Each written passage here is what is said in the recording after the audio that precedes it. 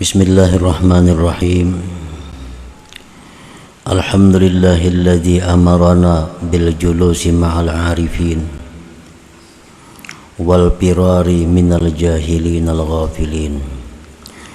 Ashhadu an la ilaha illallah wahdahu la syarika lahul qawiyyul matin.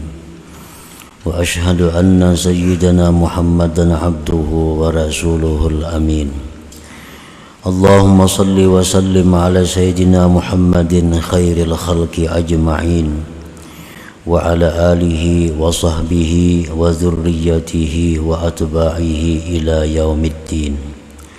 Salatan wa salaman daimaini bidawamis samawati wal aradin fi kulli lamhatin wa nabasin adada ma wasi'ahu ilmullahi rabbil alamin. Amma ba'du. Yang kita hormati dan kita cintai para habaib, para alim ulama, muhibbin, hadirin hadirat rahimakumullah. Pertama-tama kita panjatkan puji dan syukur kehadirat Allah Subhanahu wa ta'ala yang telah memberikan inayah, hidayah dan cintanya kepada kita, sehingga kita pada malam ini dapat kembali berkumpul bersama-sama di majelis yang penuh berkah dan rahmat ini. Tanpa pertolongan Allah, tanpa hidayah Allah, dan tanpa cinta Allah kepada kita, kita tidak akan bisa berkumpul di tempat yang mulia dan penuh berkah ini. Mudah-mudahan pertolongan Allah tersebut, hidayah dan cintanya itu selalu diberikan kepada kita. Amin ya rabbal alamin. Kemudian salawat dan salam kita haturkan kepada junjungan kita Nabi besar Muhammad sallallahu alaihi wasallam dan kepada seluruh keluarga, para sahabat, zurriyat dan pengikut beliau. Para muhibbin rahimakumullah, al-hikmatur rabi'atu wal arba'un minal hikamil ataiyah. Qala al-imam Ahmad ibnu Athaillah As-Sakandari rahimahullah wa nafa'ana bi'ulumih. Hikmah yang ke-44 dari al-hikamil ataiyah. Berkata Imam Ahmad ibnu Athaillah As-Sakandari rahimahullah, rubbama kunta musi'a fa'arakal ihsana minka suhbatuka ila man huwa aswa'u halan minka.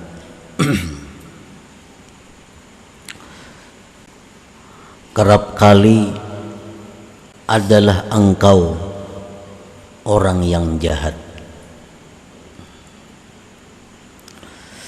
maka memperlihatkan kepada engkau akan kebaikan dari diri engkau oleh sebab bersahabatnya engkau kepada orang yang lebih jahat keadaannya daripada engkau. Itulah terjemah daripada hikmah yang ke-44 ini. Artinya kita ini adalah sebenarnya orang yang jahat, tetapi oleh karena kita ini bersahabat, berkawan dengan orang yang lebih jahat daripada kita, lalu kita menganggap diri kita ini masih baik. Lalu kita melihat diri kita masih baik karena kawan kita ini lebih jahat daripada kita. Hadhil hikmatu murtabitatun billati qablaha wa mutammimatun laha. Ini hikmah yang ke-44 ini masih ada hubungannya dengan hikmah yang sebelumnya dan menyempurnakan bagi hikmah yang ke-43 tersebut. Para muhibbin rahimakumullah, di dalam hikmah yang ke-43 yang minggu dahulu, la tashab man la yunhiduka haluhu wa la yadulluka 'ala Allah maqaluhu. Jangan kamu berteman, jangan kamu bersahabat kepada orang yang tidak membangkitkan akan engkau oleh keadaannya dan tidak menunjukkan kepada engkau atas Allah perkataannya. Jangan bersahabat kepada orang itu. Nah, hikmah yang ke-43 itu disempurnakan oleh hikmah yang ke-44 ini. Kerap kali engkau itu jahat, maka memperlihatkan akan engkau kebaikan dari engkau oleh bersahabatnya engkau kepada orang yang lebih jahat keadaannya daripada engkau. Nah, para muhibbin rahimakumullah, sebagaimana kita telah mengetahui bahwa untuk mencapai keridhaan Allah, untuk mencapai tingkatan seorang hamba yang diridhai Allah, untuk mencapai itu sangatlah panjang perjalanannya.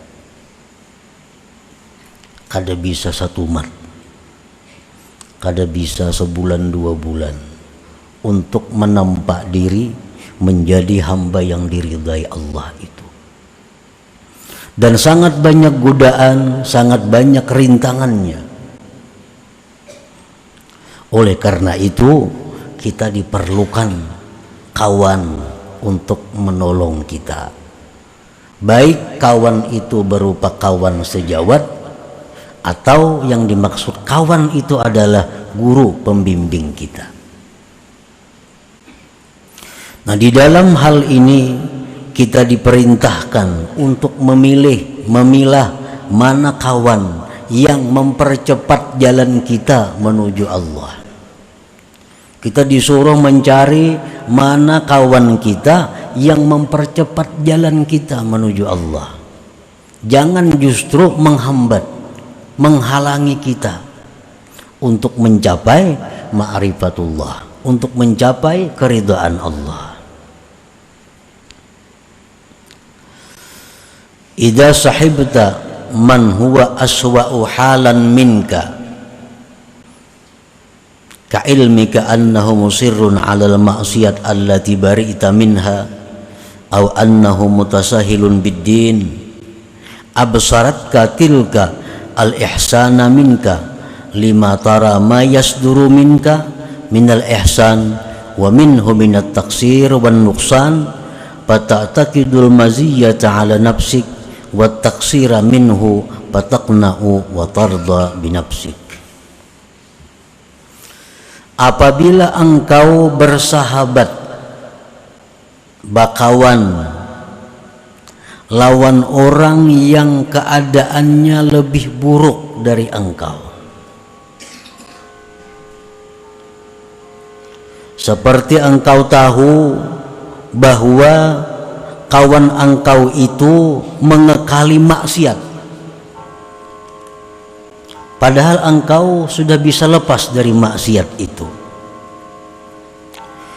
Atau kita tahu bahwa kawan kita itu orangnya merimihkan agama.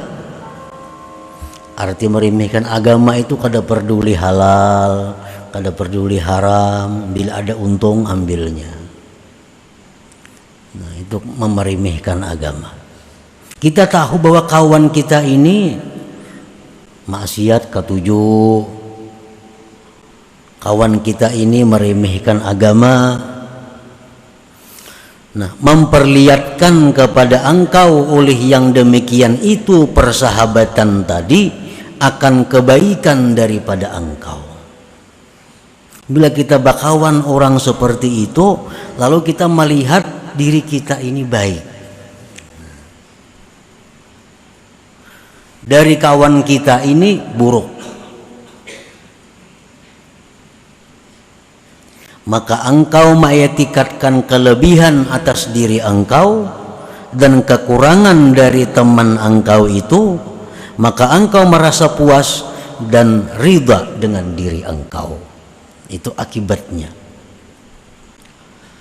Kawan kita ini ketujuh berbuat maksiat, sedangkan kita kada ketujuh. Kawan kita ini meremehkan agama, sedangkan kita mementingkan agama. Itu nang kita kawani, itu nang kita sahabati. Akhirnya apa? Kita merasa diri kita baik. Nah, akhirnya kita kada mau lagi menambah, kada mau lagi meningkatkan, karena selalu memandang, karena selalu kemana-mana beserta orang nang lebih buruk keadaannya daripada kita itu.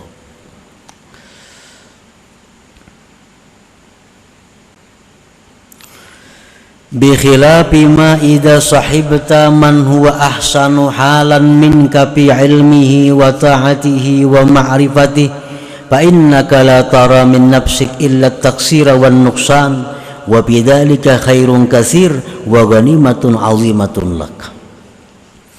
Lain halnya bila engkau itu berkawan, bersahabat orang yang lebih baik dari engkau, ilmunya tak tinggiinya, taatnya tak banyakinya, makrifat kepada Allah tak dalaminya.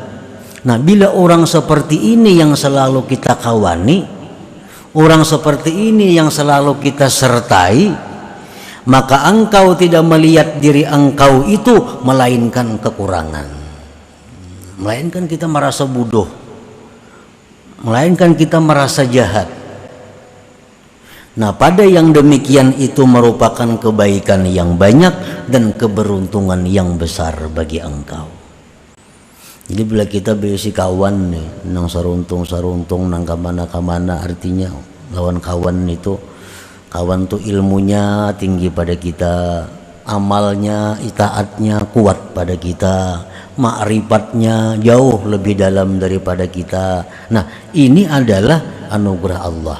Karena bila bakawan nang macam itu, lalu kita merasa kurang, merasa rendah. Nah, itu kebaikan bagi kita dan itu keberuntungan yang besar bagi kita. Para muhibbin rahimakumullah,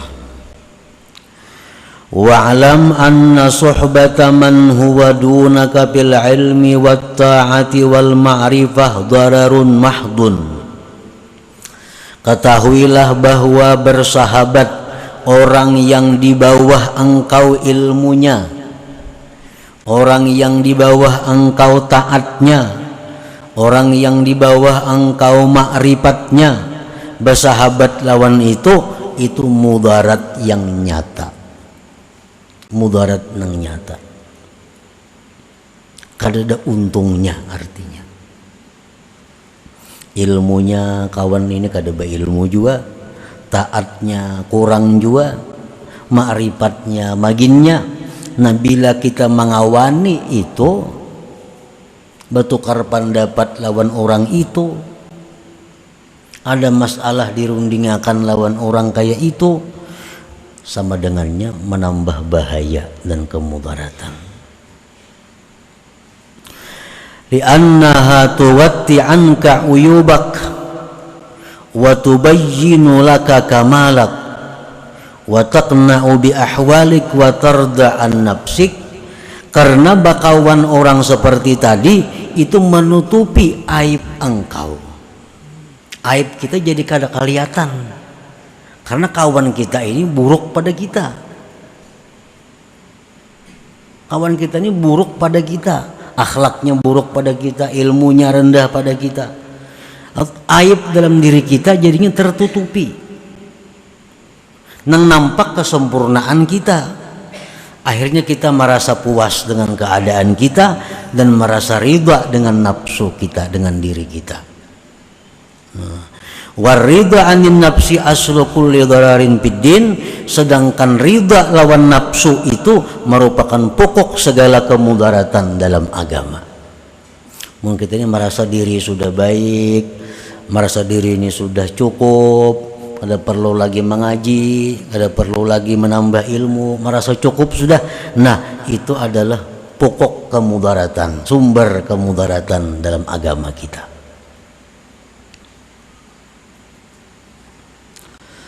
Kama qala fil hikmatil khamisah was salasin, sebagaimana beliau mengatakan dalam hikmah yang ke-35 yang lalu, aslu kulli maksiatin wa ghaflatin wa syahwatin ar-ridha 'anin nafsi. Asal muasal timbulnya maksiat, timbulnya kelalaian, timbulnya keinginan macam-macam, itu akibat daripada ridha lawan nafsu. Merasa cukup, merasa baik dengan diri sendiri. Nah, para muhibbin rahimakumullah. Jadi artinya di dalam hikmah ini pengarang memberikan arahan kepada kita tentang sahabat. Sahabat ini ada dua, ada sahabat syuyukhah, ada sahabat ukhuwah. Ada sahabat itu ngarannya sahabat perguruan, ada sahabat persaudaraan. Sama pada sahabat. Macam Rasulullah SAW dengan sahabat itu sahabat. Ini sahabat syuyukhah, sahabat perguruan ngarannya. Antara Sayyidina Abu Bakar dengan Sayyidina Umar, ini sahabat, tapi sahabat ukhuwah, sahabat persaudaraan ngarannya. Nah, baik dalam hal kita mencari sahabat perguruan atau mencari sahabat yang sifatnya persaudaraan, maka mesti orang itu lebih daripada kita ilmunya, lebih daripada kita taatnya, lebih daripada kita ma'rifatnya, supaya kita bisa bersemangat untuk menambah. Nah, jangan sebaliknya.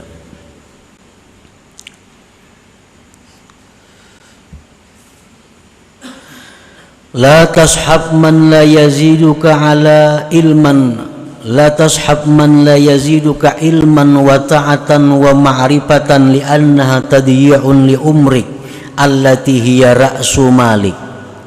Jangan bersahabat orang nang kada menambah engkau ilmu, taat dan ma'rifat, karena itu menyia-nyiakan umur engkau yang merupakan umur itu adalah modal engkau.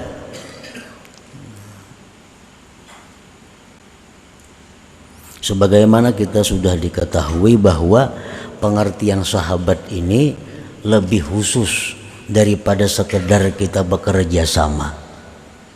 Nah, kita nukar barang, lawan orang itu berlangganan, ini belum termasuk dalam batas sahabat. Itu ngarannya bekerja sama. Ada orang nukar barang, langganan kita berjual, langganan kita menukar, itu kada jadi masalah. Orangnya nang Islam kan, nang kada kah, itu kada jadi soal. Nang terendah pada kita kah, taatnya ma'rifat tinggi kah, kada jadi soal. Itu lain persahabatan. Maksud persahabatan ini adalah orang nang bisa saling menukar pikiran lawan kita untuk menuju jalan Allah Subhanahu wa ta'ala. Qala Syekh Abdul Hasan Asy-Syadzili rahimahullah, awsani habibi faqala la tanqul qadamaik illa haitsu tarju thawaballah wa la tajlis illa haitsu ta'manu ghaliban min ma'siyatillah wa la tastafi nafsik illa man tazdadu bihi yaqinan wa qalilun mahum. Ujar Syekh Abdul Hasan Asy-Syadzili, mewasiati kepadaku kekasihku Rasulullah sallallahu alaihi wasallam. Ujar Nabi, jangan kau pindahkan kaki engkau, jangan berjalan artinya, kecuali sekira-kira engkau dapat pahala. Sekira-kira dapat pahala. Artinya kalau kita pacang kada dapat pahala, lebih baik duduk, lebih baik guring daripada berjalan nang kada dapat pahala. Karena berjalan itu adalah memerlukan kekuatan. Kekuatan kita dibuang untuk hal-hal yang kada pahala, itu satu kerugian bagi kita. Baik kita duduk, kada lapah. Baik kita guring, kada lapah. Amun anggaran kita berjalan itu kasana kamari, kada ada juga dapat pahalanya. Nah, jangan kau pindahkan kaki engkau kecuali sekira-kira engkau dapat pahala. Jadi ini mesti belajar, maka belajar niat nang baik. Kita hendak ke sana supaya berpahala kayak apa niatnya. Karena bila kadaka itu akhirnya jalan-jalan kita itu menjadi sia-sia dan membuang-buang kekuatan kita, nang mana kayaknya di akhirat ditanya oleh Allah, pada apa badan itu engkau binasakan? Dalam pertanyaan Tuhan itu, pada apa badan itu kamu binasakan, jar Tuhan. Artinya dibuang kemana kekuatan-kekuatan yang diberikan itu. Bila mana kita buang pada hal-hal yang kadang mendatangkan pahala, maka itu satu kerugian. Wala tajlis illa haitsu ta'manu ghaliban min ma'siyatillah, dan jangan kamu duduk melainkan sekira-kira kamu aman daripada maksiat kepada Allah. Jangan hendak bersinggah ke suatu tempat kecuali kita yakini bahwa tempat itu aman daripada maksiat.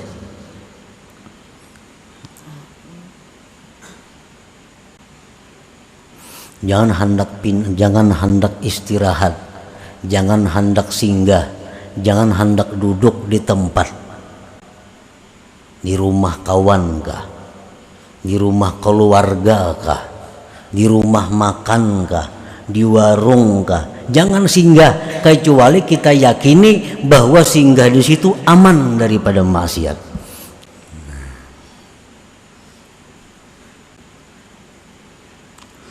Wala tastafili nafsik illa man tazdadu bihi yakina, dan jangan kamu pilih untuk diri engkau kecuali orang yang menambah keyakinan engkau kepada Allah Subhanahu wa ta'ala. Nah, jangan bersahabat kepada orang yang kecuali orang ini menambah keyakinan kita kepada Allah Subhanahu wa ta'ala.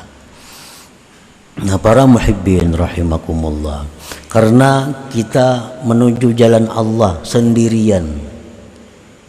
Arti sendirian itu macam uzlah atau bakhalwat.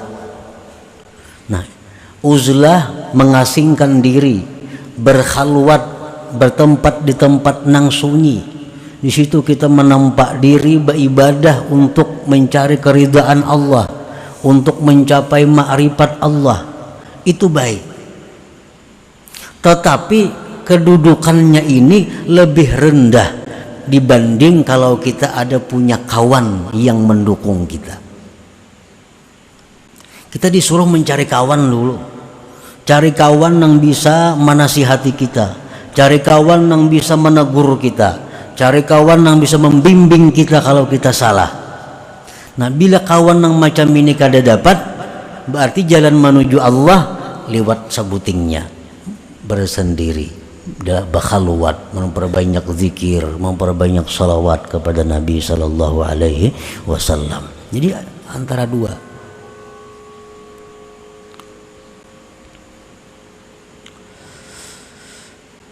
Wala tastafli nafsik man illa man tazdadu bihi yakina. Nah, para muhibbin rahimakumullah, qala ba'duhum, berkata sebagian ulama, inna barakata mujalasatil akabir ta'udu walau ba'da hin. Bahwasanya berkah kita duduk-duduk bersama orang-orang besar. Orang-orang besar di sisi Allah artinya aulia, orang-orang saleh, orang-orang arif.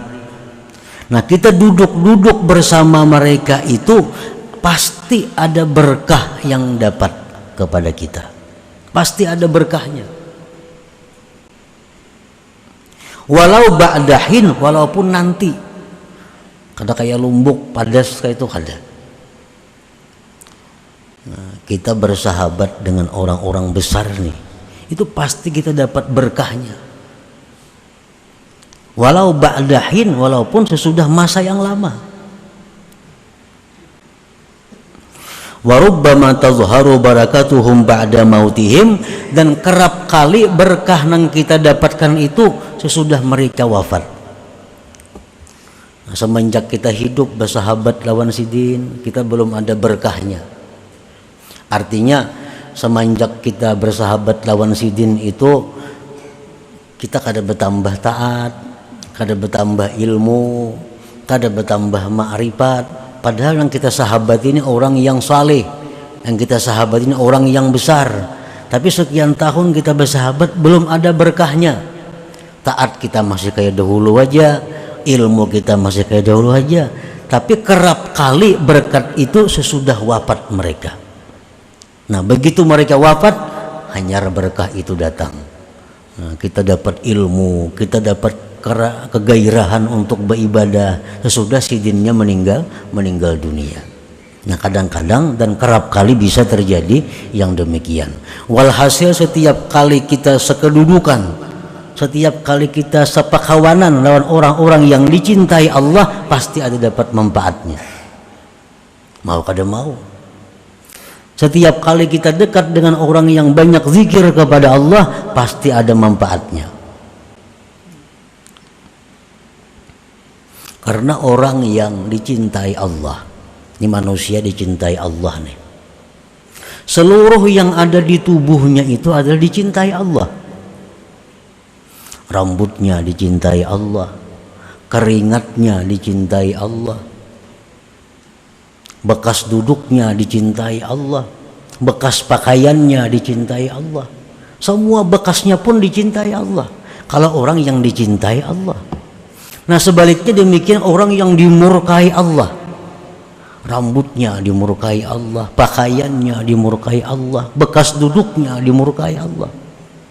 Nah, jadi kalau kita dekat dengan orang yang dicintai Allah, pasti kita ada berkahnya, pasti ada berkahnya.